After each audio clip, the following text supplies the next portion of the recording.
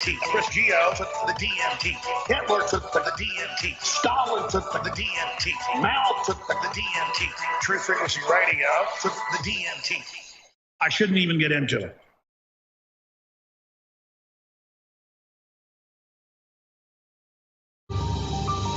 You must unite what has been set aside. We are TFR. Truth Frequency Radio.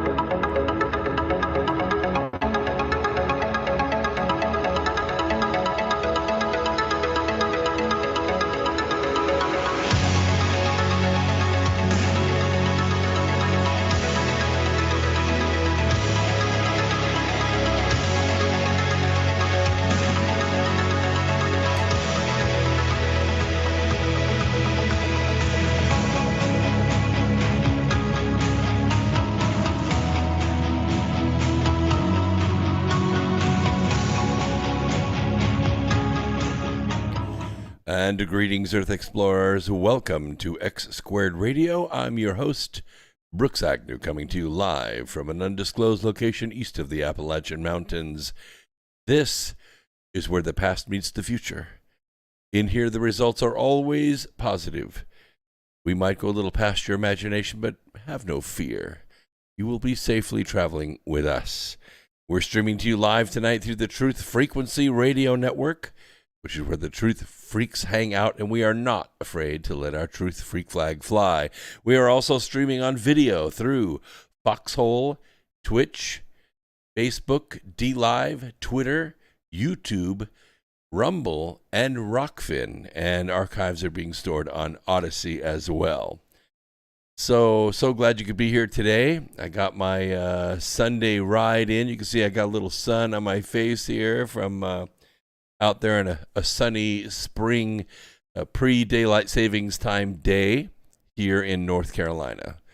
My heart goes out to those who still have their motorcycles winterized, but the day is coming. Help is on the way. Help is on the way. We have so much news to go over tonight, and it's actually happening, as we speak. I'm going to go ahead and put my Discord link in the chat rooms so that you can see this. I have the best Discord on the internet, bar none. So, hi, Sherry. Good to see you in Foxhole. We will be keeping track of that chat as well tonight. And don't forget, we're on Rockfin as well. This is a new media that we're trying out. And also on Rumble. Thank you so much for the many, many people that are watching the videos on Rumble. This is good. It's good for you. It's good for us.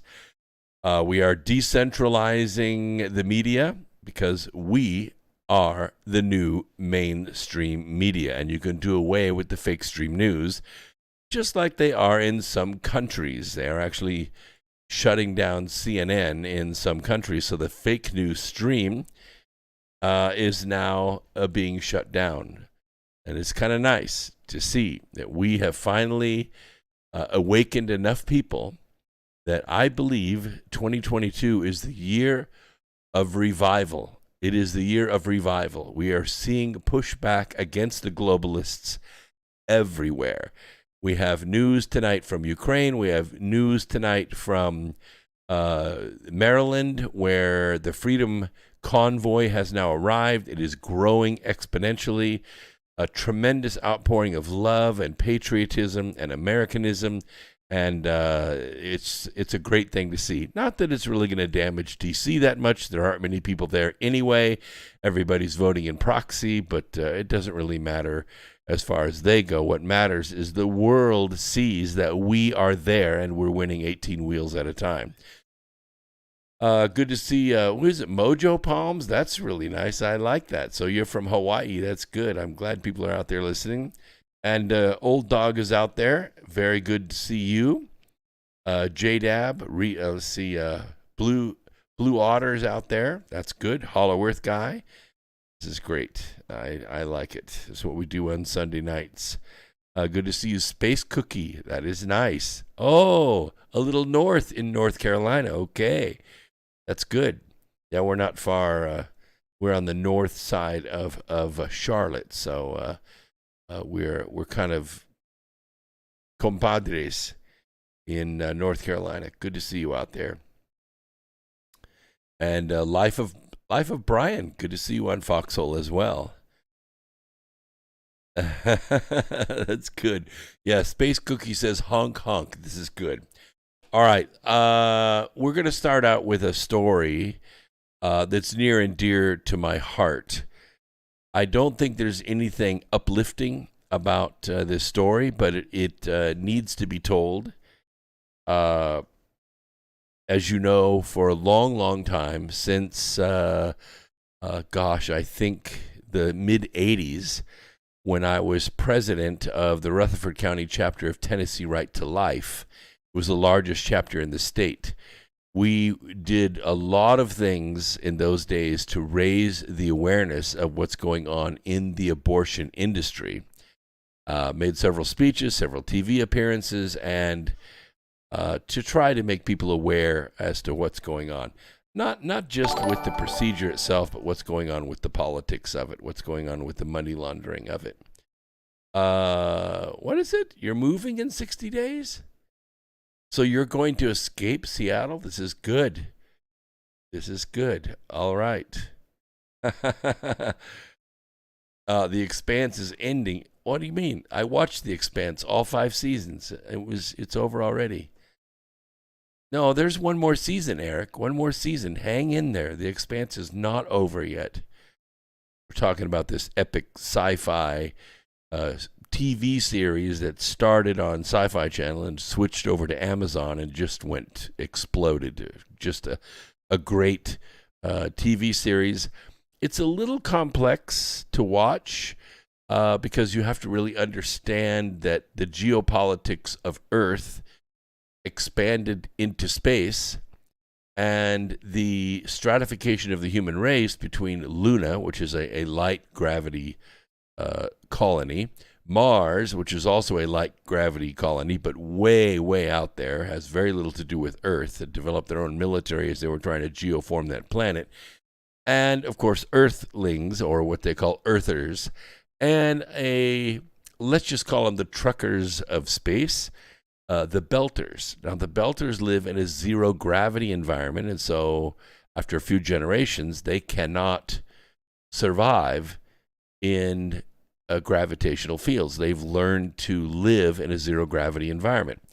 And the same politics, the same discrimination that occurs between working people and governments expands into space. And so the Belters have their conflict with what they call the Inners. The Inners are the people inside the belt, which would be Mars and the Moon and Earth. And the possibility of another frontier opening up. Yes, Belta Lorda, that's right. I can't speak like a Belta. Cannot do that. I could be a voiceover for an Expanse cartoon maybe, but I have a face for radio. Kind of made me a little self-conscious going to the video format because we were on for about 8 or 9 years audio only, and so I made my presence with my voice. But now I stare into this little teeny tiny camera right there, so I'm looking you right in the eye, and I share my ideas with you. And over the last 18 years, I've interviewed, thousands of experts from all over the world. And over the years, people said, look, we're tired of hearing from the experts. We want to hear from you. And so I do bring guests on from time to time, but most of the time it's just me here. And you could page away anytime you like, but I don't think you're going to get the depth of content that you get right here. So let's start with this story. I will try my best to stay within Google's violation of our civil rights because this is an important story. I title it Child Sacrifice. I may put it in the newsletter. I'll take votes as to whether I should put it in the newsletter. Oh, Sergeant Friday's out there. Very good to see you out there. Thank you. Thank you so much for being there. You know, Lucifer, over the ancient times till now, has always blessed those who worship him. He answers prayers, but he reserves his best for those who sacrifice to him. And in that action, he feels most like God, I think, who sacrificed his own son. And for millennia, people have sacrificed babies to Baal or Moloch or Lucifer himself in exchange for blessings of wealth and power, pleasure, immunity from the law. It works, doesn't it? It works. You see it working every day. Well, the global syndicate has taken this process to levels never imagined by the devil himself. America, I know you all have been praying for a blessing, praying for relief, praying for justice. But America kills more than 1 million babies each year before they're even born. And these babies die by being ripped apart limb from limb while they are alive. They're not breathing air yet. The mothers of these babies die 1,000 times and take drugs to suppress the nightmarish cries of their babies in their dreams. The mechanism behind this billion-dollar butchery targets primarily the black community and then commands them to vote for support of the very genocide that is killing more than half the black babies conceived. Let that sink in for a moment. Do you understand that? More babies are sacrificed and sold for body parts than are born alive in the black community. In a hearing last week about racism in public schools, Arizona State Representative Walt Blackman said any honest conversation about America's past of slavery, discrimination, it must also acknowledge the genocide of our present day, which is abortion. And the fact that more black babies are aborted than are born every day should shock you and should shock the black community. While leftists, white activists, constantly talk about racism, they conveniently ignore that their sacred cow of abortion is racist to its very core.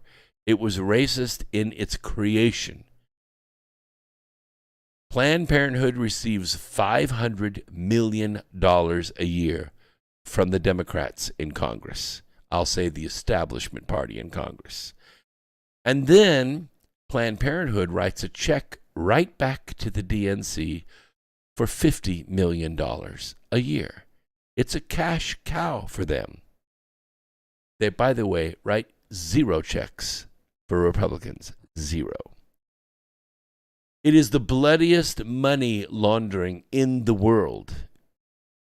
And it's only the tip of the iceberg.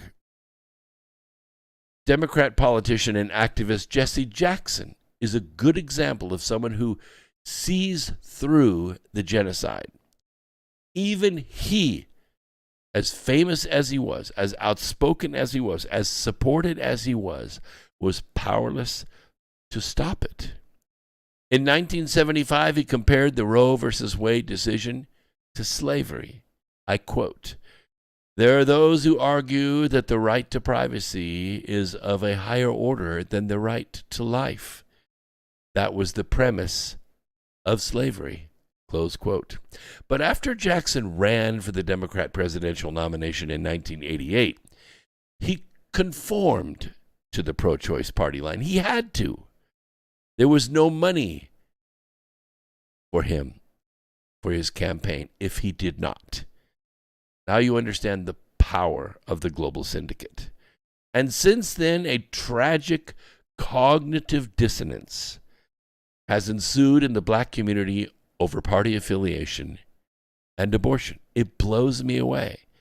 When we do live events like at a street fair or some kind of street gathering where we can set up tables and booths and try to bring public awareness to this, I'm amazed. While most black Americans, 54%, think abortion is morally unacceptable, they're still more closely associated with the Democrat Party and its abortion-friendly platform. Many black voters find themselves out of step with Democrat candidates seeking their votes, especially on social issues, similar to, blue-collar voters who feel Democrat policies have left them behind. The truth is, and the sooner you understand this, the better. The establishment party, which consists of all the Democrats and a lot of Republicans who want to keep getting reelected, they actually hate their voter base. They do. They don't care if you die. They surely don't care if you live. And they really don't care if you live well. They smile for their votes, and then they laugh when their babies are killed and sold for a profit. The black community does not listen to the facts. And it's not as if they don't care. I think they do care. But they're not being given the truth. A recently released report from the Center for Urban Renewal and Education, it goes by the acronym CURE, it shows the devastating effects of abortion on generations of black Americans. Entire cities of new black minds are killed every year. The report details the abortion industry's predatory practices, how abortion providers seek out minority women. They market to minority women. They advertise directly to them in their language, and sometimes perform illegal procedures like the infamous late-term abortion. And this multi-billion-dollar butchery isn't trying to protect anyone's rights. It's trying to profit off desperate black women.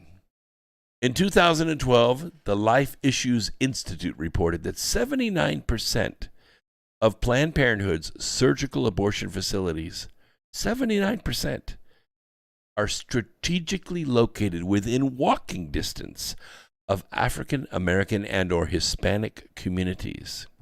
It's true.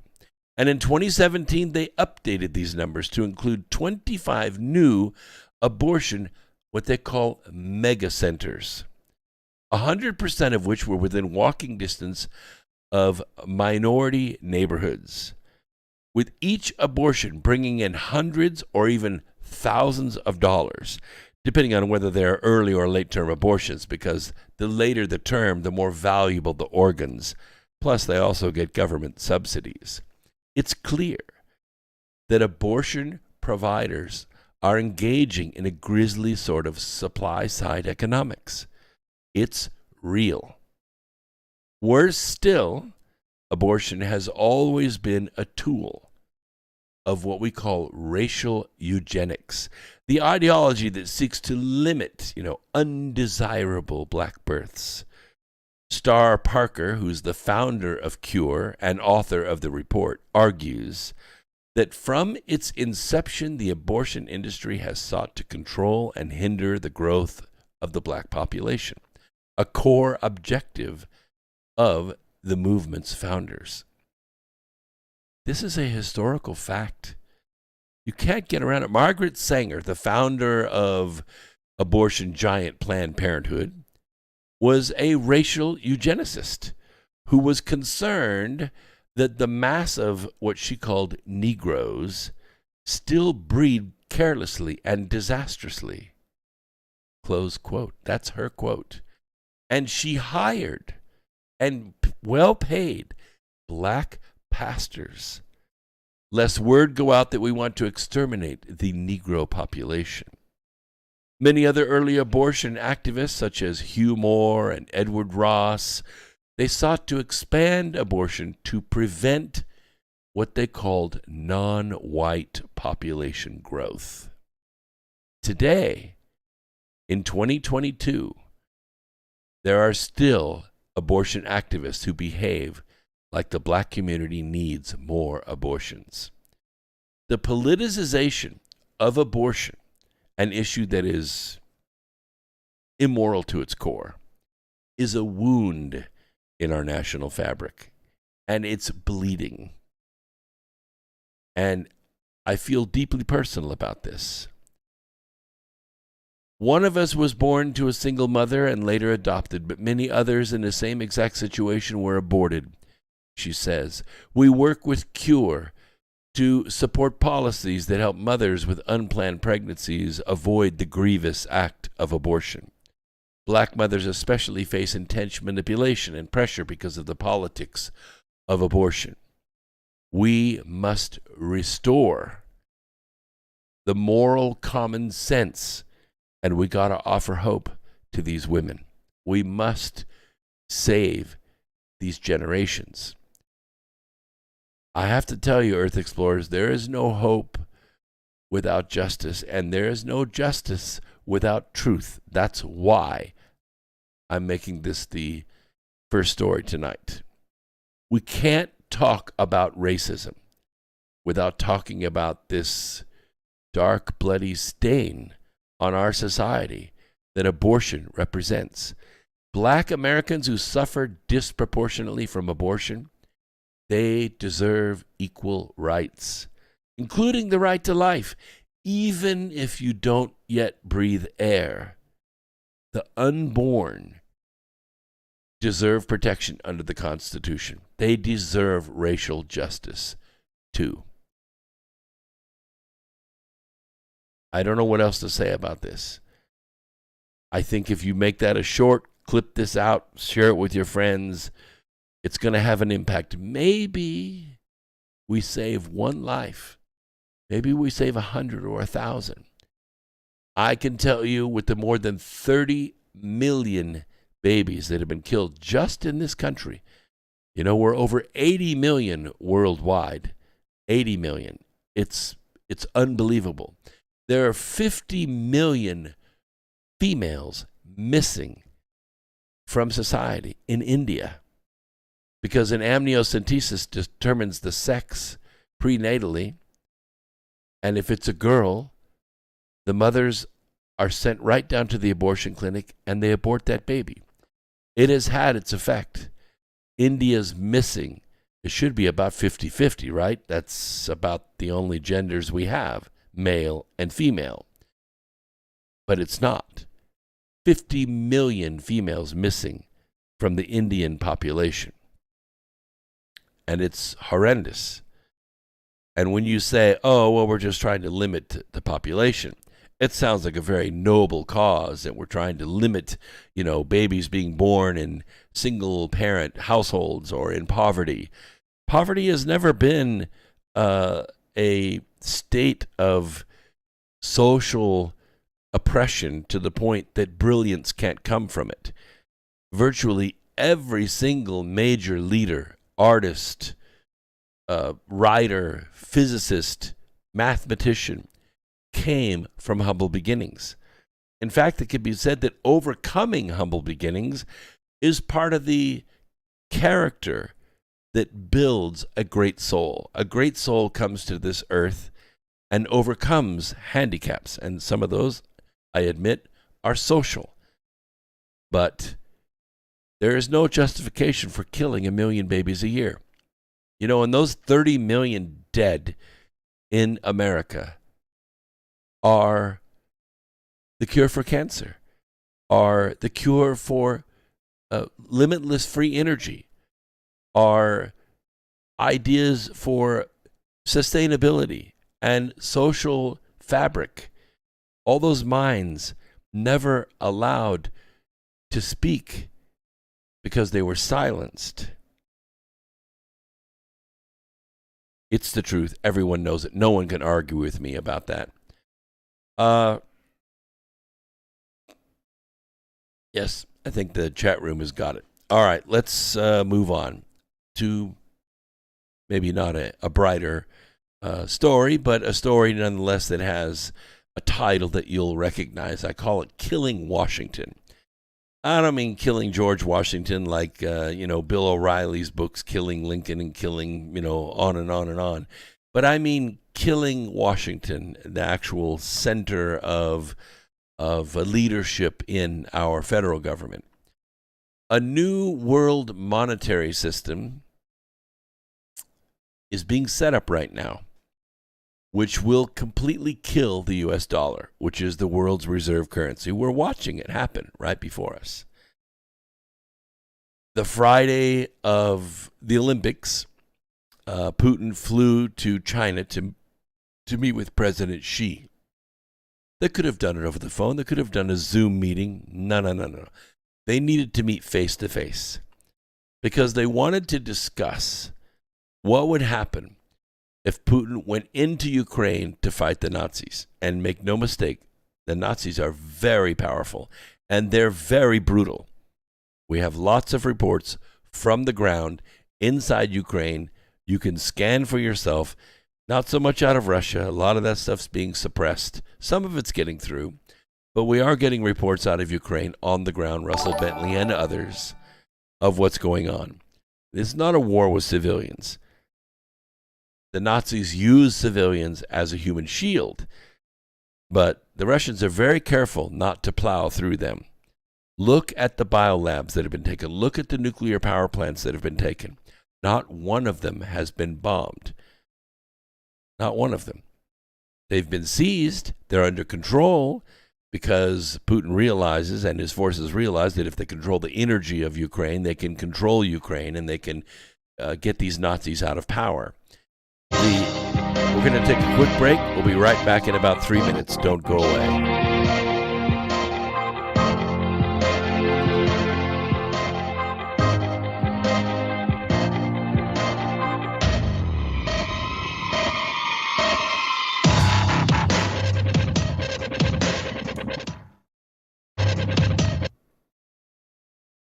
Reasons can change your life. You don't get the answers to do well till you get the reasons.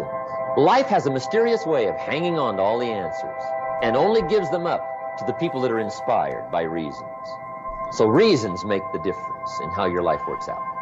Now, what are some of the reasons for doing well? Let's go through a quick list called Reasons for Doing Well. First is personal reasons. Some people do well for recognition. Some people do well for respect. Some people do well for the way it makes them feel. They love the feeling of being a winner. Those are good reasons. I have some millionaire friends that keep working 10, 12 hours a day, making more millions. And it's not because they need the money. It's because they need the joy and the satisfaction and the pleasure that comes from being a constant winner. And see, it's not just the money anyway. It's the journey, not the money. The reviews for Extendivite are amazing. Here are some from Amazon. By Christine, great for heart palpitations. By Ann, before I started using this product, every afternoon, my ankles and my hands would be swollen. That doesn't happen anymore. So if that part of their advertising is true, I have to assume that the rest of it is also.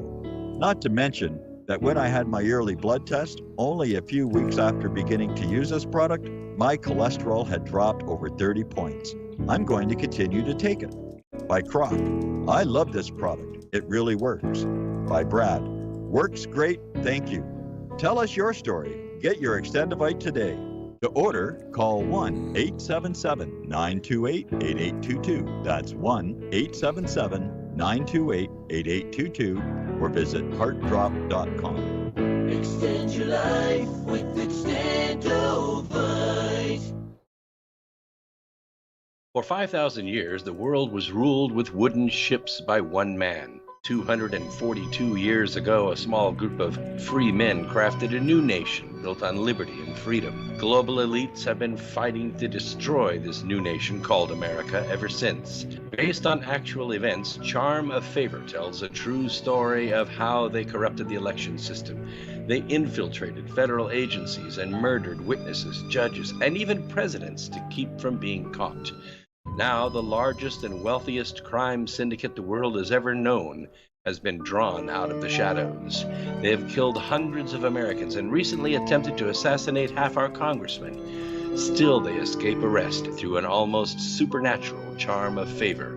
Read Charm of Favor and be prepared to open your eyes to what may lie just around the corner. Charm of Favor is available on Amazon and Barnes & Noble.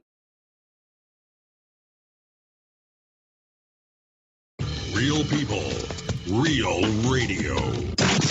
Wherever you are, make it TFR. Truth Frequency Radio.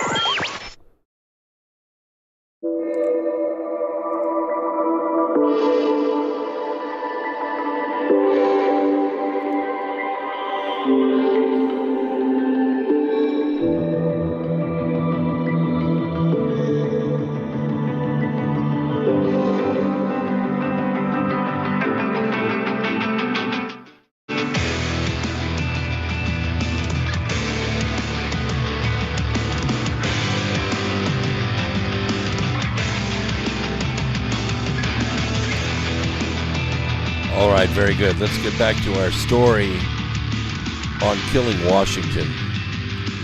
23 countries, by the way, that's 60% of the world's GDP.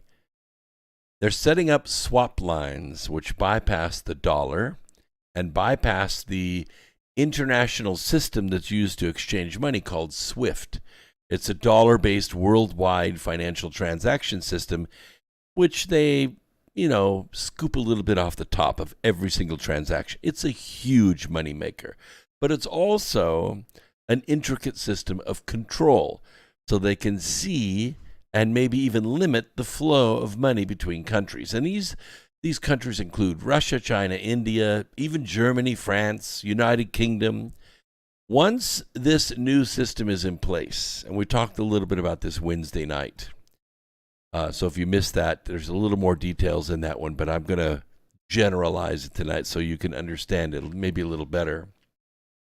Once that new system's in place, our dollar is not going to be needed in these countries, and a new reserve currency will come into being. And you can see it happening right now, because after Xi and Putin met and they considered, all of the 5D chess moves that could be made, thinking maybe 40, 50 moves ahead, Putin flew back to Russia, and that was Friday. And the next Monday, Jake Sullivan went on the news. He was in an interview, and he said, we have intel that says that Putin is going to invade Ukraine. And the reporters in the room said, wait a minute, what intel? What proof do you have? What are you talking about? And Jake said, well, I'm giving it to you right now. And the reporter said, well, okay, give it to us. What is the proof? Where's the sauce, basically? And Jake said, I'm the sauce. I'm telling you that this is going to happen. And he was alone, totally alone in the wilderness. Basically, even though people thought, hey, this is really breaking news, Putin must really be doing this, it was an announcement that the Biden administration was going to back it. Oh, yeah. You see, when those two met, you have to understand, the globalists want to accomplish something. And I quote, they want to redistribute global power. And I translate this as break America. Now, I'm sure that Vladimir Putin knew that we were going to sanction him. We announced that we were going to sanction him. We warned him that we were going to sanction him. And what did we go after? We went after SWIFT. And I've got a follow-up to this. You need to understand how discriminating they are with this. But all those dollars that are in foreign accounts, they're going to come home, which is going to annihilate our monetary system. You probably don't know this, but did you know that 80% of the $100 bills that are printed, because the $100 bill is really the currency of crime, right? It is the favorite note to gather up by the pallets and deliver in special boxes to the banks. The banks take it in. They know it's illegal drug money. They launder it through nameless accounts, hundreds of thousands of accounts. Money goes into the accounts, money goes out of the accounts, all individual accounts, and the money goes to one or two or three places, usually in Ukraine. Yes, Ukraine. That's a clearinghouse for all of this drug money, all of the child trafficking money, all of the slavery money clears through Ukraine. And it's run by Nazis. Oh yeah, these are bad people, very bad. And they've been in power for 4 decades. Actually, since 1993, when the main assets of the Soviet Union, a lot of it was mines and forests and factories and railroads that actually were in Ukraine at the time, part of the Soviet Union, they were bought for pennies on the dollar, like buying a $500 million company for $10 million. Where do you think the oligarchs came from? Where do you think these former Soviets and their progeny, where do you think they came from? They came from this windfall of these insiders going in, much like the Democrats do insider trading in our country and make themselves rich beyond compare. I mean, look at Alexandria Ocasio-Cortez. She could barely afford an apartment when she was elected. Yeah, she was basically, complaining that she couldn't even afford rent in Washington, D.C. She hadn't got her first paycheck. Look at how she dresses now. Look how she flies around now. Look at the money she launders through her live-in boyfriend. That's how it's done. Well, that's how it's done on a global scale as well. These oligarchs carved up the assets that were in Ukraine, the juiciest ones, and seized it as private property. And these guys have their own private armies. And they look like Ukrainians. They're dressed like Ukrainians, except they have Nazi symbols on their arms, and they have Nazi portraits in their offices. I don't know if you noticed it or not, but a couple of them were interviewed, and they had to blur out the portraits on the walls because they were Nazi. They were historical Nazis on their wall, big portraits of them. Like you'd have a portrait of Barack Obama or a portrait of Bill Clinton or a portrait of Donald Trump. They have portraits of Nazis on their walls. And these Nazis are killing Ukrainians. Ukrainians killing Ukrainians. And they've been doing it for a long time. And Johns McCain and Kerry empowered them in 2014 to overthrow the president of Ukraine, whose name was Viktor Yanukovych. He was Crimean, which means he was kind of Russia-friendly. But he wanted to do what? He wanted to develop Ukraine. Well, how do you do that? Well, ask Latvia, ask Estonia, ask Kazakhstan. What did they do? They went to the New York Stock Exchange and they raised money the same way everyone raises money. And they developed their own assets. They developed their own factories and their own oil fields and their own coal mines. They developed them as national treasures. Not so in Ukraine. Ukraine couldn't go to the New York Stock Exchange and do this because the assets were owned by the oligarchs, by the ones who have been laundering money from the United Kingdom, from the United States, from countries in Europe, laundering money to make the politicians in those countries wealthy beyond compare. And all this is dark money, okay? What do I mean by dark money? It doesn't show up in the checking account. The IRS never gets to audit it. Nobody ever sees it outside their organization. And this dark money is used to buy weapons. It's used to build bioweapon labs. It's used to buy banks. It's used to buy super yachts and custom airplanes and islands. And what do they do on those islands? Well, we have Jeffrey Epstein. You know what goes on the islands, right? You know what goes on. They live in their own world. They're insulated from the world by all this incredible wealth that 50 generations couldn't spend. And you think, well, gosh, we should have taken them out a long time ago. No. We didn't take them out a long time ago because they were playing ball with the globalists. And that's who Putin's forces are fighting. Very carefully, very surgically. You've not heard of a single nuclear power plant being bombed. You haven't heard of all the bombing of government buildings, of civilians. It's all taking place by Ukrainians against Ukrainians. Yes, this is the truth. I know you're watching CNN and you're watching MSNBC. You're watching Fox. You're listening to Sean Hannity, who's totally lost his mind.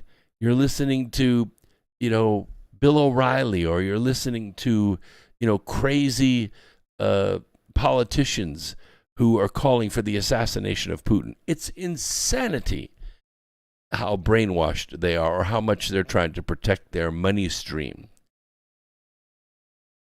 As I said, once this new system is in place, and they're going to force us into it by making us buy oil from Russia and from Iran, and buy solar panels and batteries from China, right? They're making us buy these assets.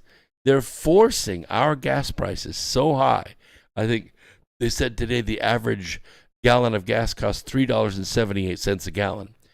Can I see a show of hands in the chat room of anybody in the last week that bought gas cheaper than $3.78 a gallon? Yeah. I mean, I rode my motorcycle today. It gets 44 miles to the gallon. Maybe I was a little spendthrift, but, I had a place to go, and I rode my 150 miles today on 2 wheels, and I enjoyed it. I got a little sun on my face, and I got my iron supplement. Yeah, old dog, no way. And Baba Susie, not here. Exactly right. People are paying $5, $6, $7 a gallon for gasoline. And what does the deep state say? What do the globalists say? Why don't we increase our production? And they come back and say, well, what's stopping the oil companies? They have 9,000 leases that they're not pumping from. Yes, they do. But who's going to loan them the money? Who's going to loan them the money when you don't know if the federal government's going to pull the license? We were building the Keystone Pipeline, right? It was on its way to Canada. Had we pumped any oil through it? No.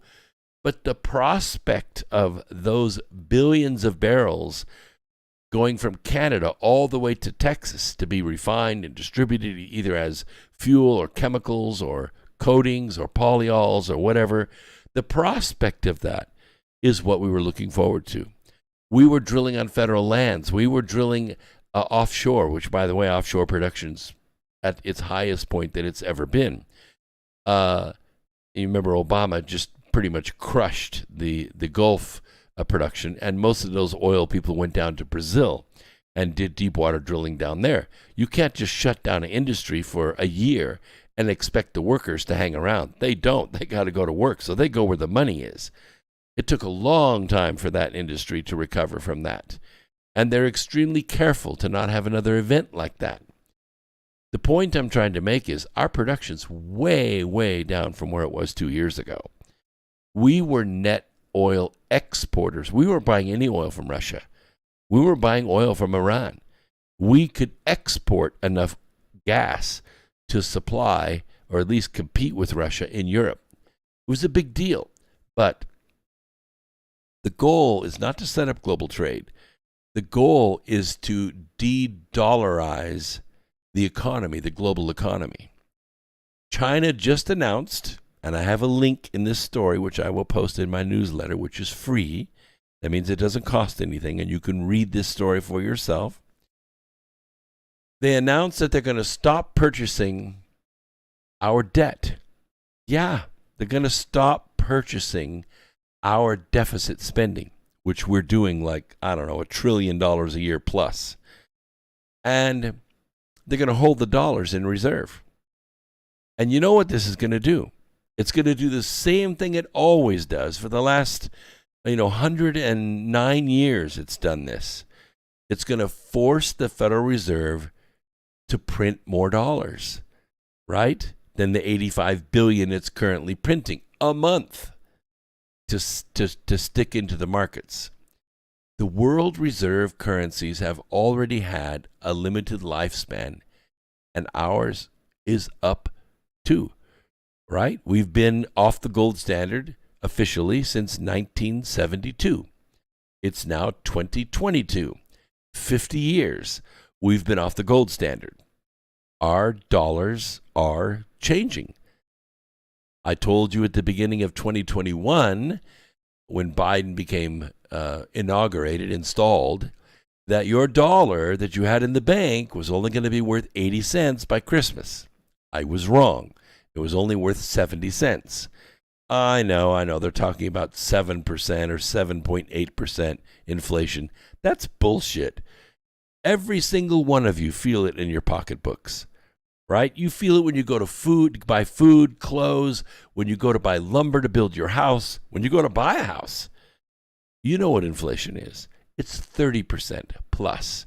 In the United States, that's called hyperinflation. Yeah, it's called hyperinflation. I witnessed one time in Mexico, because I was in the auto industry for a long, long time. In Mexico, they don't have fixed rate auto loans. They're adjustable rate auto loans. So there were millions of Mexicans that bought new cars. And when the inflation went up to 1,500% and the interest rates followed to try to curb that, people took their keys back. They took the car back to the dealership, dropped the keys on the desk. I can't afford these payments. I'm voluntarily repossessing my car. It killed the Mexican economy, killed it. And if it wasn't for President Trump writing a new trade deal between Mexico, America, and Canada, it would have gone bankrupt. It would have gone bankrupt. That's what NAFTA did. NAFTA trashed all three countries. Now, we also saw, very strangely, very anomalously, we saw the prices drop on gold and silver, did we not? I mean, silver's still pretty dirt cheap. As hard as the dollar has been hit in 2021 and now a third of the way or a quarter of the way through 2022, silver hasn't really moved much. You could still buy silver for less than $27 an ounce retail. I mean, the spot price is like 24 and some change, but you can't buy it for that. You can't buy it for that. You can buy it in small quantities, say $5,000 at a time, which is about what the average person could put together, over a couple of months, maybe 3-4 months, put that much together and make a purchase like that. You're going to pay $27.50 an ounce for that silver with free shipping. And then you're going to hold on to the bars in your house. But what you've done when you buy silver like that is you're freezing your dollars. You might say, well, what happens if I need money? Well, you can go down to the pawn shop or the gold buyer and you can exchange that silver for dollars that day if you need cash. So it's fairly liquid. I mean, can you go down to the car dealership and, plop $10,000 worth of silver down on the table and say, I want to buy this truck and here's my down payment? Maybe. It depends on the dealership whether or not they will accept silver or not as the down payment. Chances are they're probably going to say, why don't you go get the cash and then come back and we'll talk. In which case you're going to take about a 2% hit selling it. But the point is you've frozen your dollars at that value that day. And gold, we also saw, went down to what, $900 an ounce? I mean, once it went below $1,200, it was like poverty and devastation. But if you could afford it, you could go buy ounces, Krugerrands or whatever you could buy, gold, and then you could hold on to it and wait for gold to go back up again. But you're not really making a profit because the gold doesn't change value. Gold buys the same amount today as it did in 1865, 1870. It's the dollar that's changed. That's what's changed. That's why gold is a pretty good storage metal, and platinum is a good storage metal. A little harder to move, but gold is more recognizable. And for several years, and gosh, I don't know how many commercials you've heard on the radio, but I've heard a bunch. One precious metal seller after another. Financial analysts primarily those outside the mainstream of academia, they've been warning you any day now. It could happen any day. It could be, the black swan event that collapses the dollar, right? You've been hearing it for a decade probably, and you're now numb to it, like somebody crying wolf or the sky is falling or whatever. And it's going to end the U.S. hegemony as caretaker of the world's reserve currency. We've been hearing it, right? It was the strategic drawing rights bond of the IMF and the World Bank. It was this new digital currency that's been hinted at by Klaus Schwab and his, butt buddies at Davos that, we're going to end the dollar. Yeah, we hear those threats all the time. Bring it. But that day, it's finally arrived. It's finally here.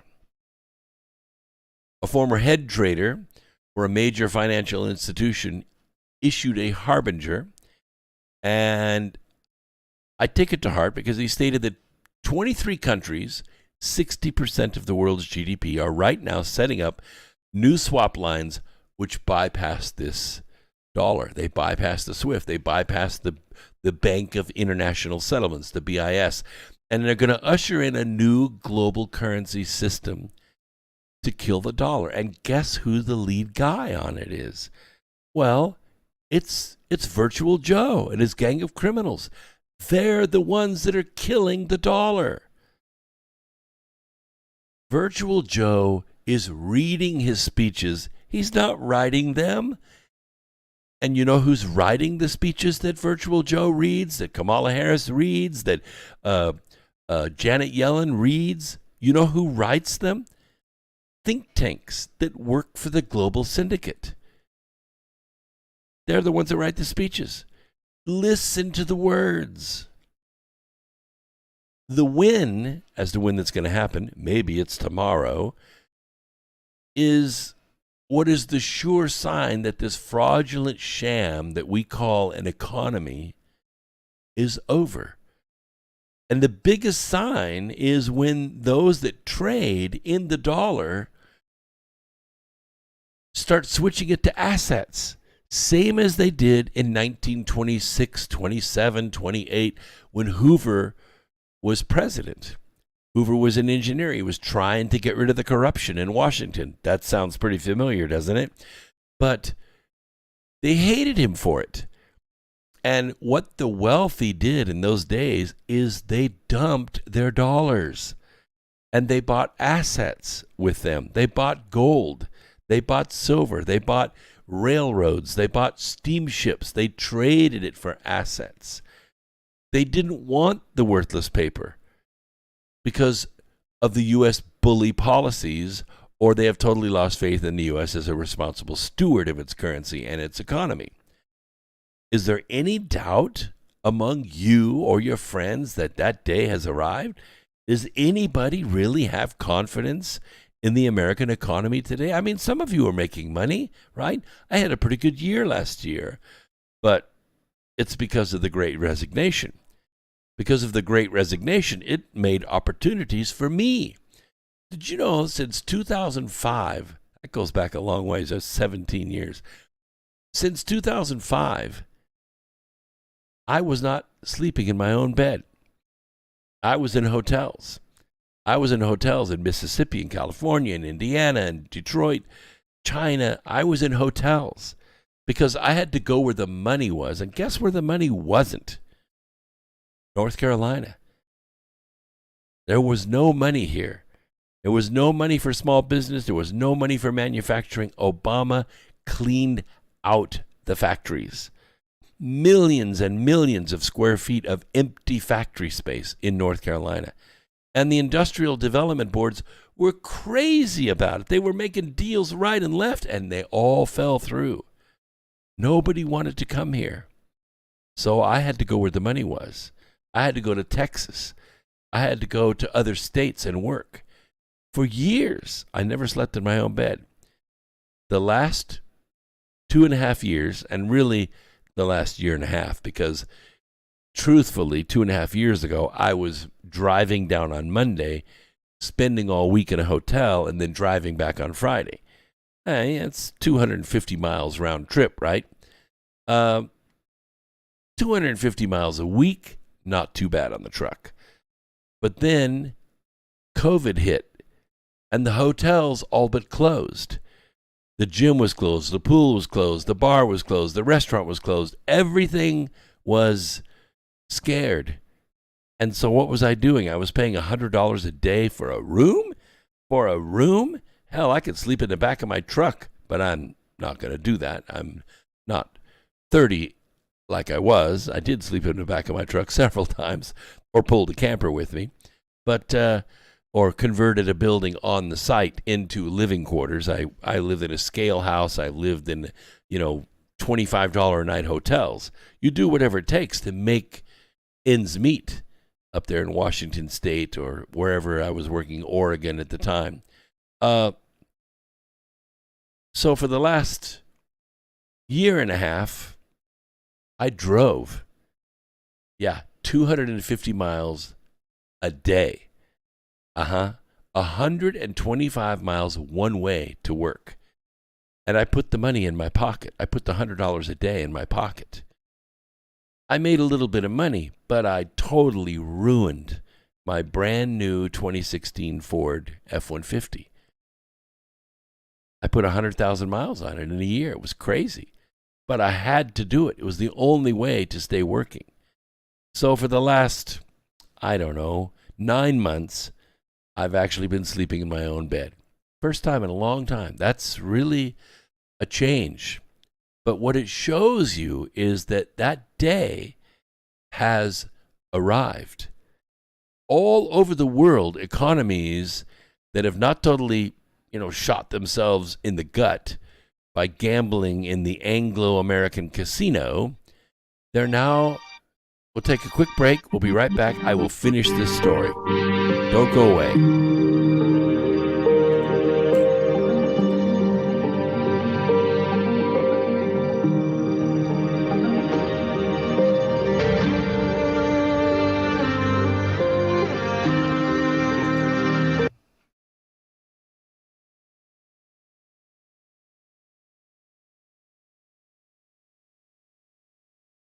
Hi, my name is Ella, and I'm 10 years old. I'm one of the millions of children born to parents suffering from the sheeple virus. Symptoms include the inability to think for oneself, the attention span of a goldfish, and a strong belief in government and the mainstream media. It is estimated that 1 out of every 2 children are being raised by parents infected with the sheeple virus. But there is a cure. For as little as 19 cents per day, you can become a TFR supporter and help children like me get their daily dose of truth. Together, we will make sure every child has protection from deception.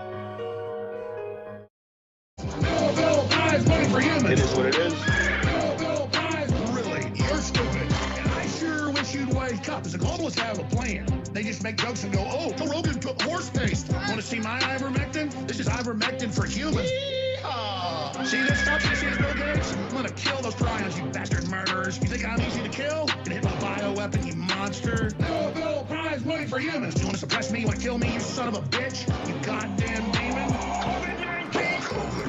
You take the shot. They don't oppose the beast. They don't oppose the monster. They get on their knees to it and then say, I'll help you get those others to eat me last. Bill, prize money for humans. I got COVID. Bill, prize. And they just go, really, Alex? Bill, prize money for humans. It is what it is. Bill, prize. Really, you're stupid. I sure it's a chick that the rest of the day you better stay pretty close by the bathroom. You're gonna get a supernatural flush of glory. It was a massive dump. Wow. And you sit around and laugh at us? Medical doctors gave that to me. It is incredible. It helped my family. It helped me. It helped everybody. That murderer Fauci doesn't want you to know because he wants the planet for himself and he wants you dead. Well, guess what, Fauci? We ain't rolling over and dying so easily, you little murdering maggot. Bill, prize money for humans. I got COVID. Bill, prize. And they just go, really, Alex? Bill, what it is. No, guys, really, you're stupid. Let's have a cherry on top. Look at this. Watch, see that? Mmm. So it.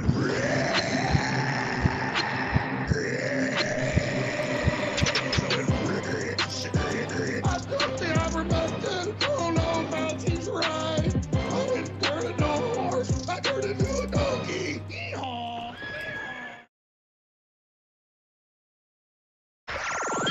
Wherever you are, make it team. Truth Frequency Radio.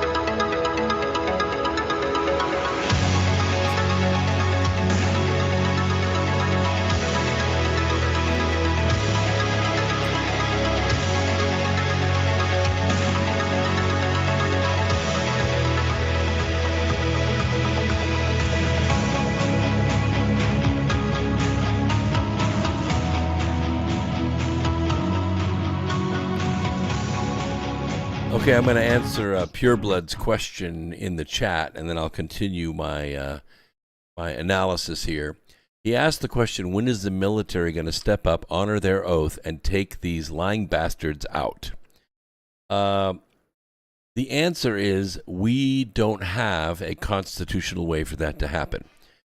There is a constitutional way for it to happen, and it is making its way.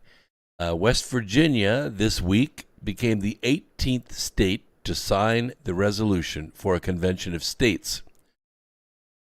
The constitutional way for this to happen is not to have the military step forward and do mass arrests like they do in Russia, or like Zelensky did with the press and with his political opponent in his election, where he just had the military just go arrest them and throw them in prison and off to the camps they go. We don't work that way. We have a clause in our Constitution called Article 5. Article 5 was put in during the 1787 convention by the Founding Fathers as a safety valve. They knew they were creating a very powerful central government, and all it would take is a mere handful of corrupt individuals to take control and set up, well, what we see now as agencies, departments, bureaus, and administrations, all of which answer to the executive, and boom, you have a strong central government that oppresses the states. The Founding Fathers treated the states as sovereign countries.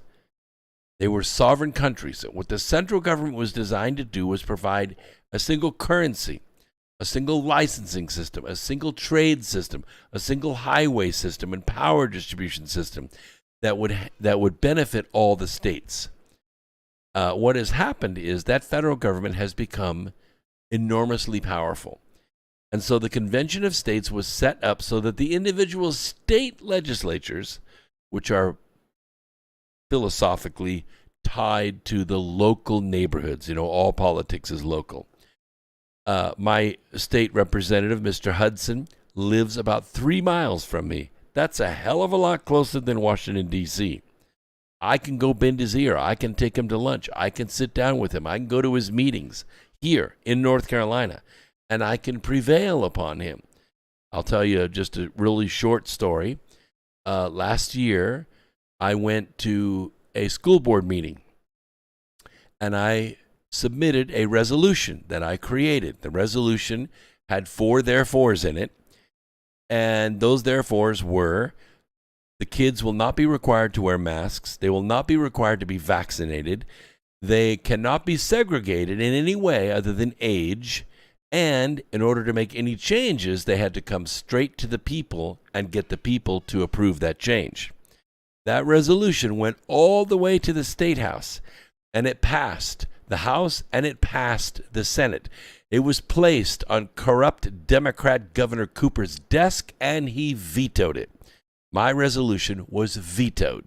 Now, we have a supermajority in the state of North Carolina, and we can override that veto, but I don't have any word as to whether or not that's going to happen or whether that's going to happen or not. I want it to happen because I want to protect the kids. We have 39,000 plus kids in our county school system. I want to see those kids protected, and so did everybody in the state. So that resolution was extremely powerful. It was signed by all the parents at that meeting. I had 100% of the parents sign it, and they knew if I took it out to the county, I could get everybody's signature on it. But it went to the state, it passed, and it was vetoed. So state politics is pretty local. We can affect state politics. So now we have 18 states, and we have, I think, 22 or 23 more states that it has passed one house. It's passed the House, but not the Senate, so it hasn't been presented to the governor yet. We're very close. We're very close. We now have 2.9 million people that have signed on. We have delegates in every single state. We've been building this since 2012, way back in the second term of Obama. We've been pushing this. I wrote a #1 bestseller to start this movement. I've been talking about it all over the country, and we're making headway. Once 34 states come together and sign the resolution, they then call the convention of states.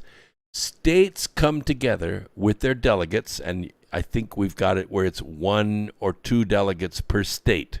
So if we have 34 states, there'll be 68 delegates. And there they will, of course, the resolution has all of the amendments that we want to make, but the actual wording of the amendment is a matter of debate, but it's also a matter of agreement. There are 4 main areas. There are a couple of sub-areas, but the 4 main areas are term limits for Congress and the Senate. 67% of our delegates agree with that one. That one's going to pass. The second one is to establish clarity for the Commerce Clause. Now, the Commerce Clause is what allows all the agencies, departments, bureaus, and administrations to have federal authority because it's vague. It is. It's ambiguous. And it has allowed Roosevelt in 1933 to start this where he kind of expanded the cabinet. And then Jimmy Carter came along and he added the Department of Education. These are cabinet level positions that have secretaries that interpret laws that are passed by Congress to make regulations. And the regulations are what govern your business, that govern your neighborhood, that govern your highways.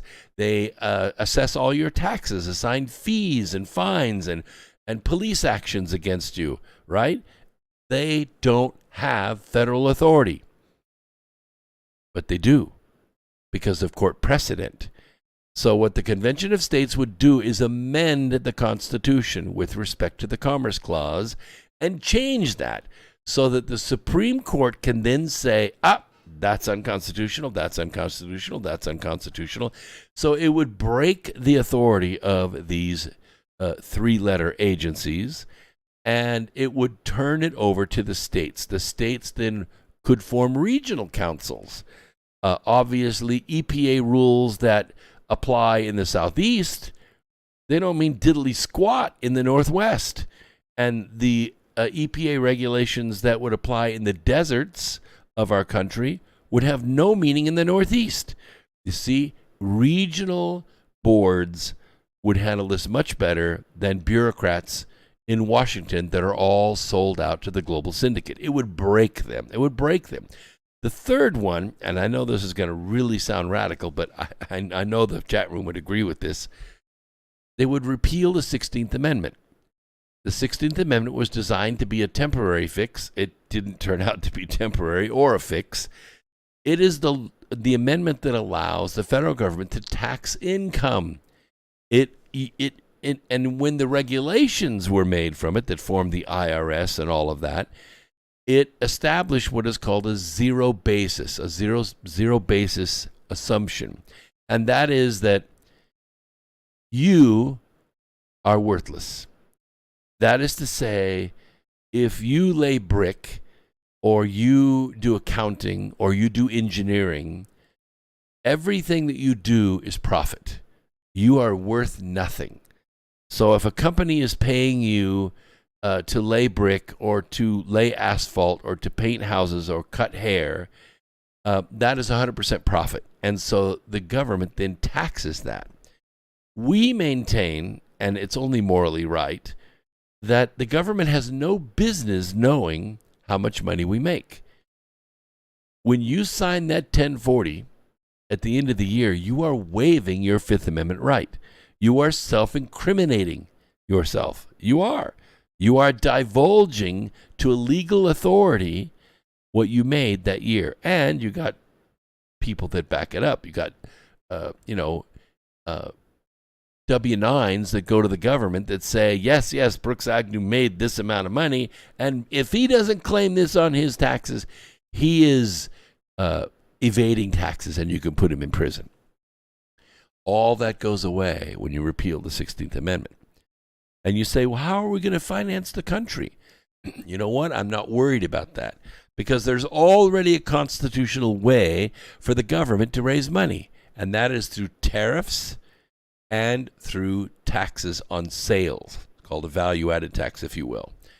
The federal government could go to a national sales tax, and at that point, we don't care how much money you make. Make as much money as you want. Put it in the bank, all of it if you want to. You don't have to pay taxes on the interest. You don't have to pay taxes on what you earn. You get all that money back. It's a windfall for you. 10, 15, 20, 25% raise right now. You think that wouldn't stimulate the economy? Hell yes, it would.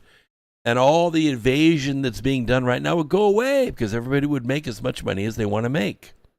But when they spend the money, that's when they pay the tax. When you buy that car, when you buy that big screen TV, when you buy that jet, then you pay the tax. Rich people spend more than poor people. Right now, rich people don't pay any taxes at all because they know how to hide it all.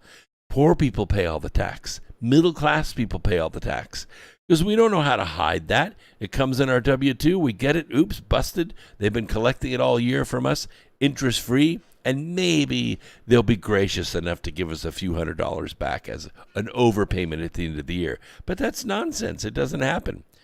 It doesn't happen. They kept your money interest-free all year, and then they give it back to you interest-free. You lost money. You lost money.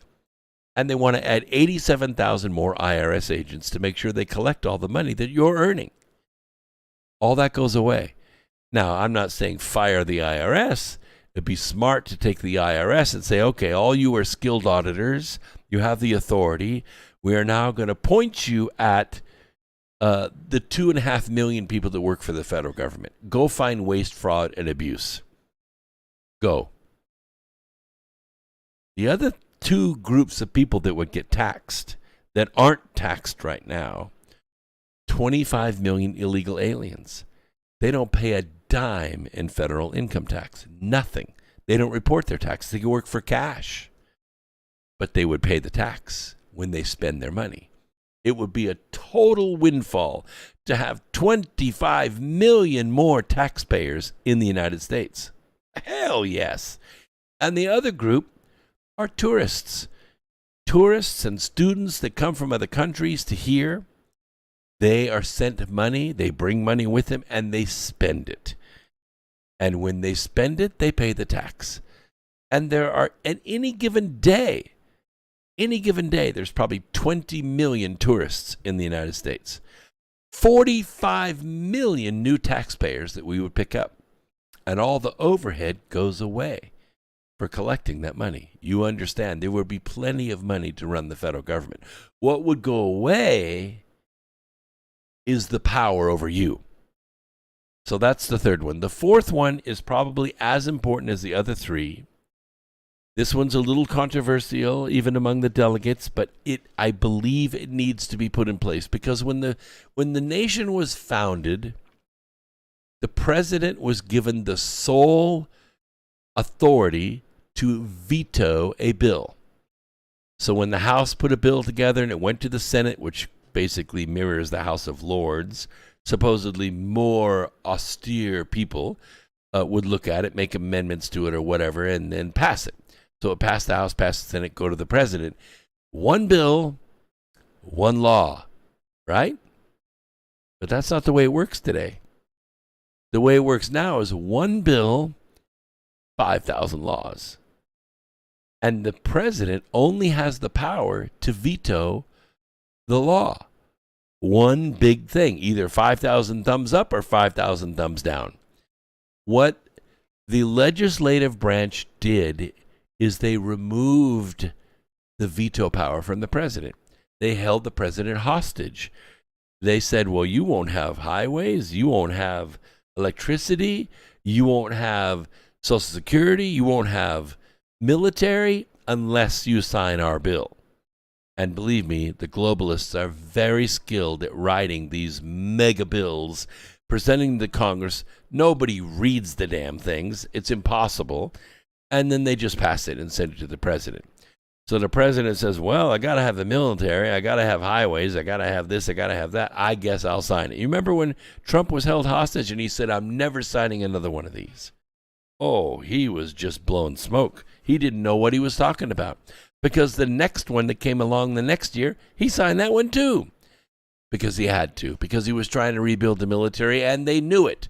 So they used it as leverage against him and against us. Because they hate us. The Fourth Amendment is line item veto. Oh, yeah. You give the veto power back to the president. Then when you put that 4,000-page bill on his desk, he can go through it with a black highlighter. Nope, that bridge is coming out. Nope, that airport's coming out. Nope, nope, nope. He could go down and he could save trillions of dollars in his presidency with line item veto. Only the things he wants would go through. Now, he may still catch a lot of shit for it, in which case you vote him out and vote somebody else in. But you restore the presidential veto power. Those are the four. And I'm telling you, pure blood, that's the constitutional way to fix this country. If we call forth the military and say, look, these treasonous bastards need to be hauled out, taken down to Gitmo, and executed. We're no better than Cuba. We're no better than Russia. We're surely no better than Ukraine. We cannot use the military for that. Now, if the Justice Department were to come and say, all right, we're going to arrest these 335 people, and it guts our government, then we have something called continuity of government. We have devolution, which is designed to put military people in place of those displaced politicians, not politicians, but lawmakers and bureaucrats. Military people would go into those positions and take those positions temporarily, just like they did in Myanmar when those arrests were made. The military would take over those positions until free and fair elections could be had, and those military people could be replaced. Would it be constitutional? I don't know. I know that we have laws in place for continuity of government. I know that they've been in place since the Cold War because we had to have it. What happens is, Washington is hit. You got to have continuity of government. So it was put in place. And what did Trump reenact? Or not reenact, but re-up with his executive order. He put in, again, continuity of government, which started the devolution backup, where military units are being used and trained to back up these areas if, God forbid, one of those three things happened.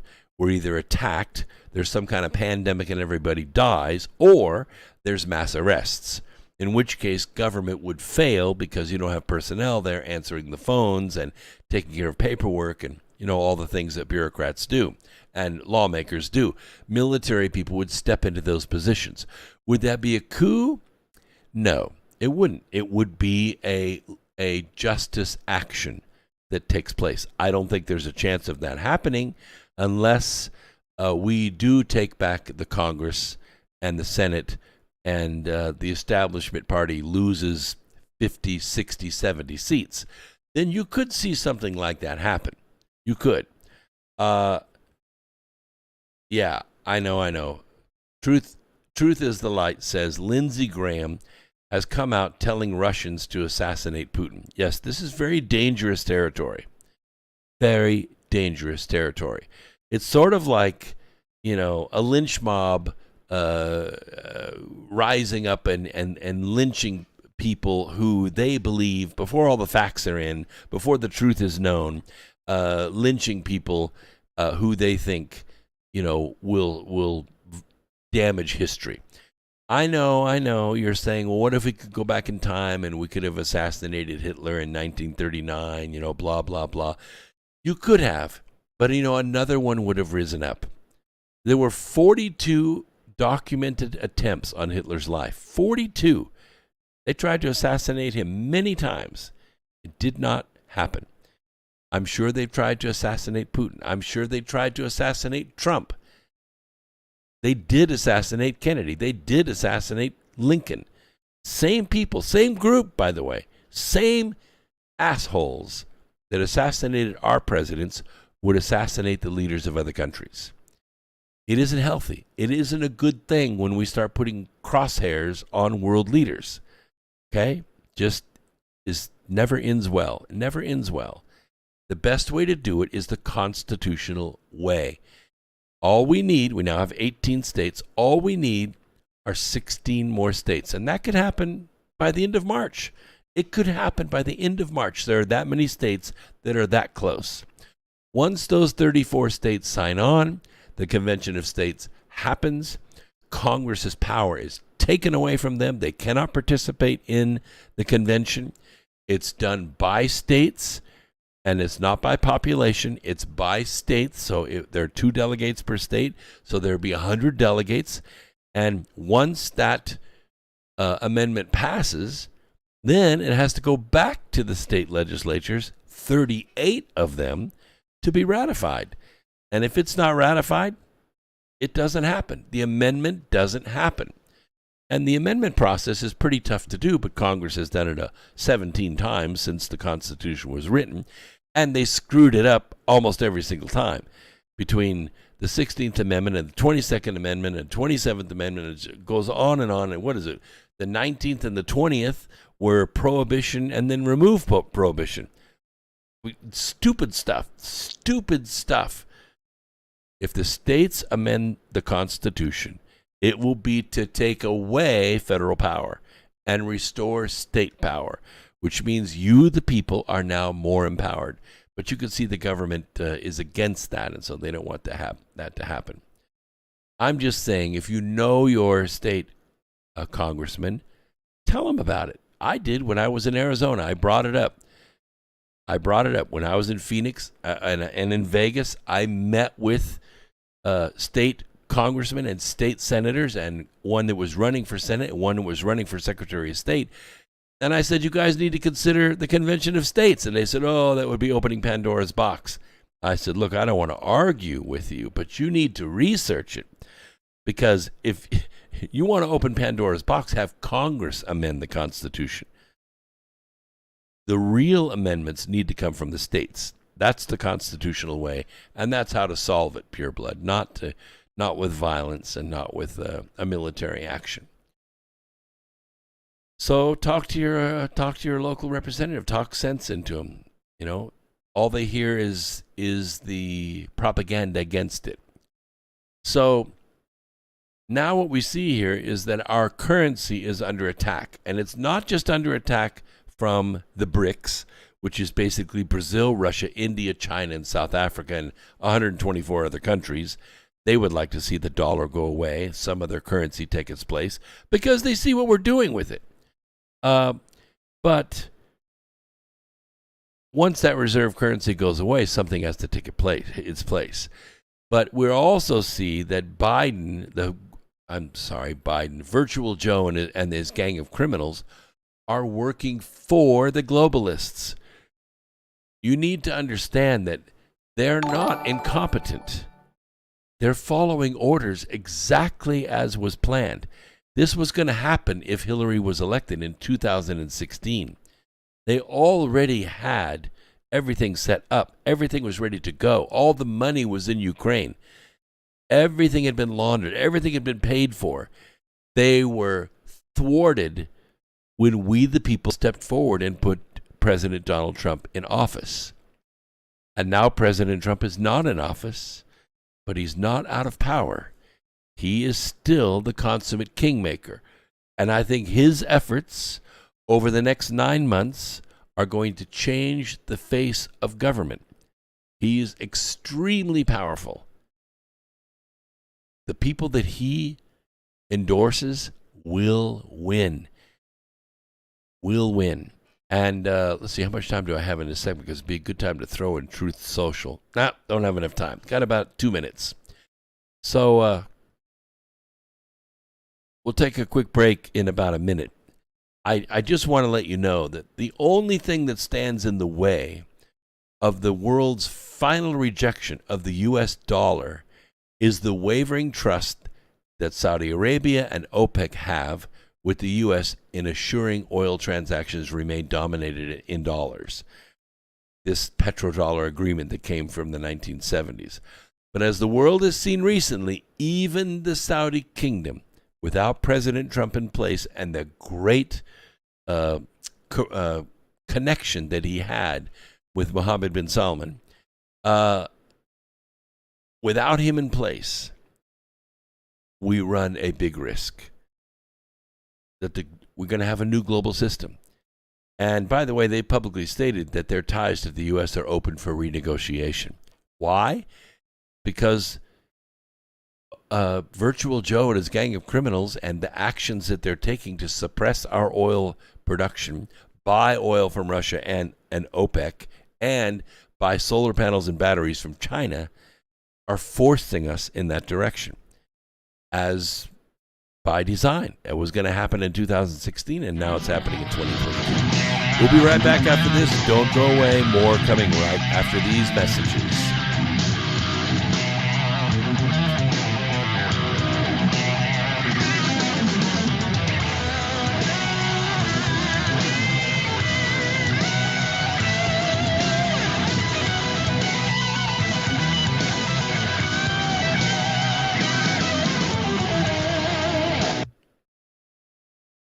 Ants think summer all winter. I'm sure all winter long ants say, this won't last long, we'll soon be out of here. What a neat philosophy, what a neat attitude. This won't last long, we'll soon be out of here.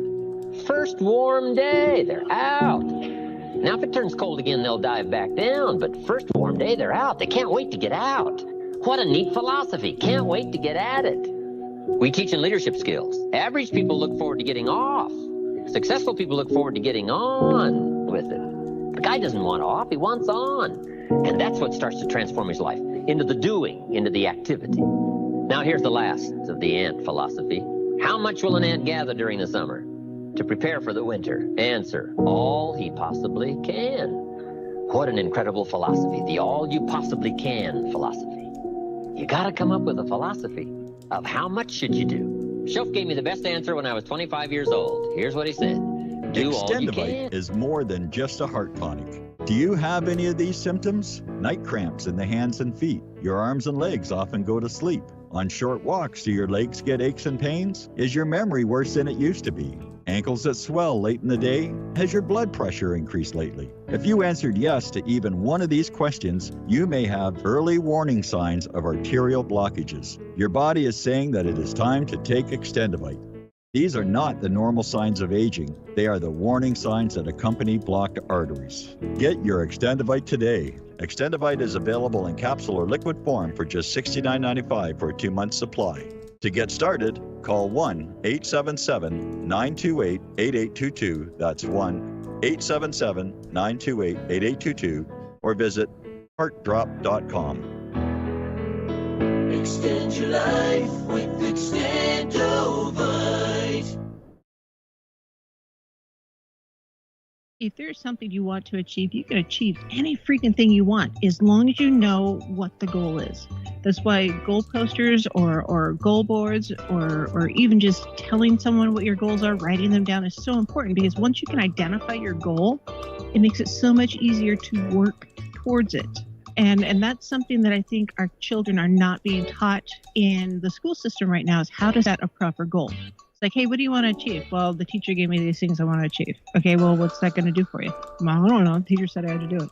Okay, that's great, but it doesn't teach them the logical thought process or the creative thinking process to develop a goal and then reverse engineer what they need to do to accomplish that goal.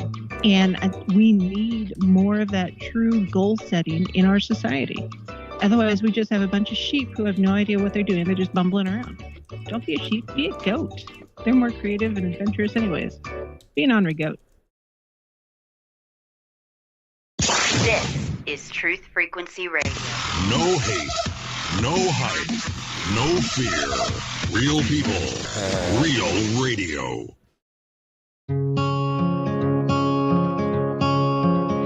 I've been waiting for this moment since my first breath in. Never would have thought I'd be afraid to begin, but here I am, the edge of the water, wondering if I can swim. Never seem to notice all the days pass through, but in this final moment I'm still chasing the truth. I want an explanation why I can't stay here forever in my youth. And if I press on, will you wait? Will you wait for me forever, or would it be wrong to ask you to come with?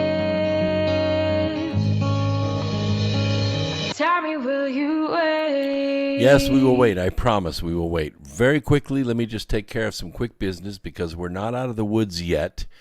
And I don't think that they're going to stop this bio war against us. So you need to have something in your arsenal to protect yourself, and you can get it by going to my website. You know what? Before we do this, we need to say goodnight to YouTube, because I cannot talk about this with YouTube here. We don't have many people have already made the switch over because you know it's coming. So, as you know, Google routinely violates our civil rights, and they own YouTube, and YouTube routinely censors us. So we're going to preempt that censorship by censoring them, so they cannot have all the truth. If you're listening on YouTube right now, the links are right down here, right below. You can see it right there. Just open that. By the way, I put my Discord link in there, too. I have the best Discord on the internet.